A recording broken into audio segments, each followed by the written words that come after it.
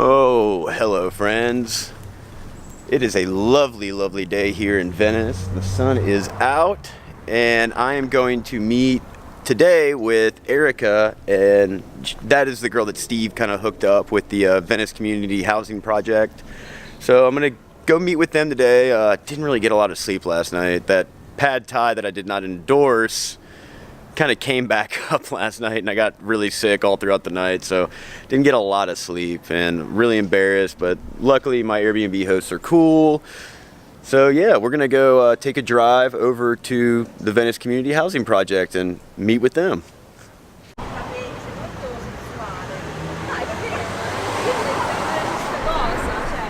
Well, we'll ring the doorbell and hopefully somebody's home. Venice Community Housing is about to start its 30th year, so we've been in existence for almost 30 years now, and really the mission of the organization is to house people, provide stable housing, and then supplement with programs and services so you can sort of get back on your feet and end the cycles of poverty that people experience. So it's not just an affordable housing organization, but really trying to get people up and stable and contributing members of society. Yeah. Is there a housing problem all around Los Angeles, or is it just kind of... Oh, absolutely. I've seen recent articles say, like the West Coast in general is having a terrible homelessness issue, but Los Angeles has a terrible issue. I mean, you guys had like Skid Row and all that. I was recently reading a study that the average worker needs to make 4 times the hourly wage in order to make median rent.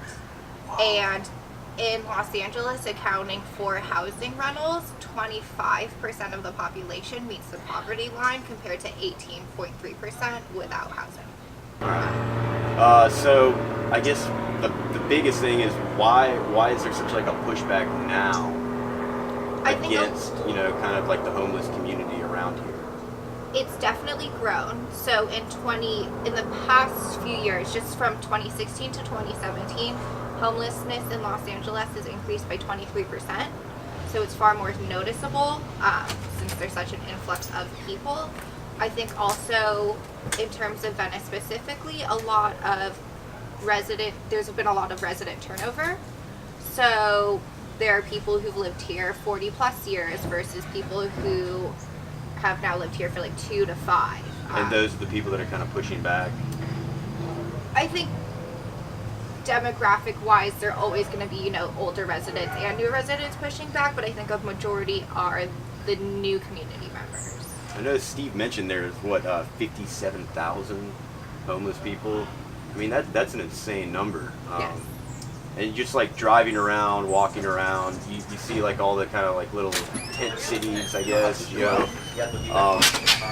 what has the city kind of done to like push back against that? Is the city kind of on your side, or are they just trying to like push everybody out of the city? I mean, what as far as like the city council and stuff, are they friends of you guys, or they kind of see you guys? We work very closely with our council members. So Venice is located in Council District 11, and our council member is Mike Bonin.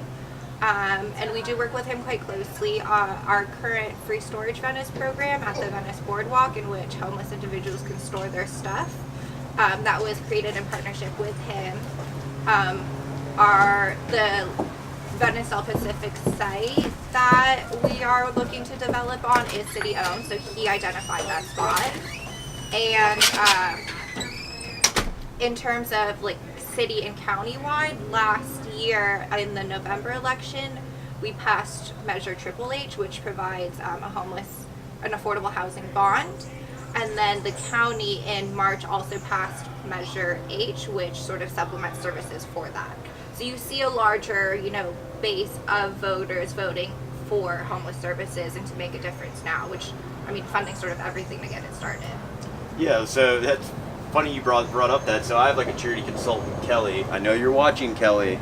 And she looked at your website and was like blown away by it's not just, let's just build housing and forget about it. It's, like the storage facilities and all that. And she was like, wow, this group's been around forever, and they're so positive, and they're doing more than a lot of other groups do.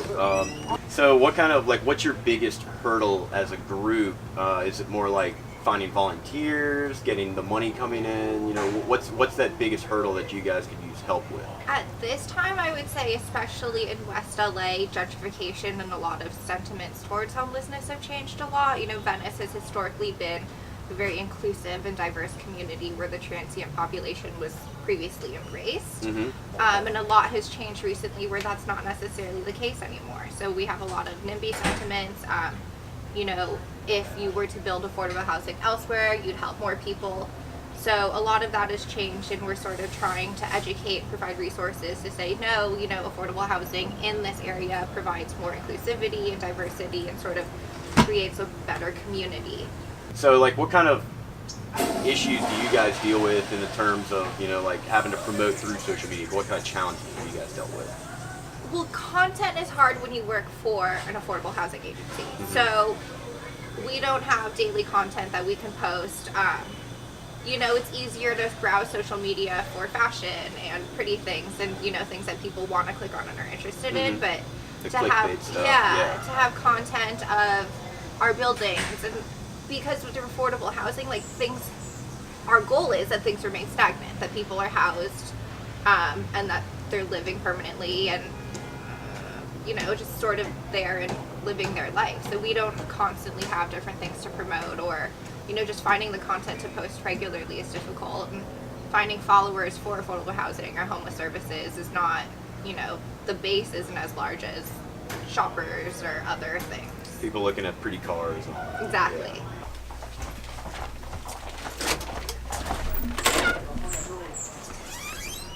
And then this way. So one of our programs is for 18 to 24-year-olds who are out of school and out of work. And they, we actually have an on-site classroom here. So it's a charter school. They earn their high school diploma and spend the other half of their time learning construction skills and job training. So we have an on-site construction workshop. And then they're inside. He went over it like the union math that they teach at the union halls. Yes. Yes. It's not trash. They do donations here, so if you guys are around the Venice area, donate them some stuff. I know that they need it.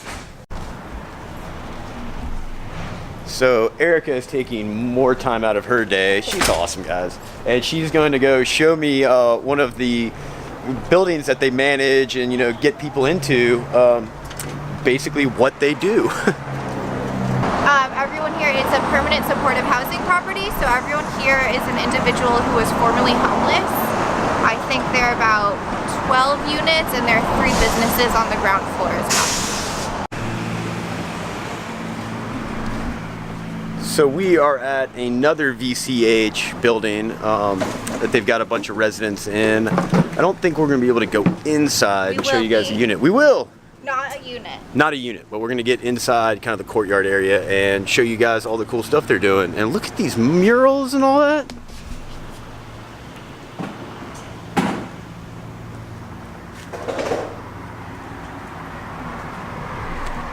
I love a good mosaic.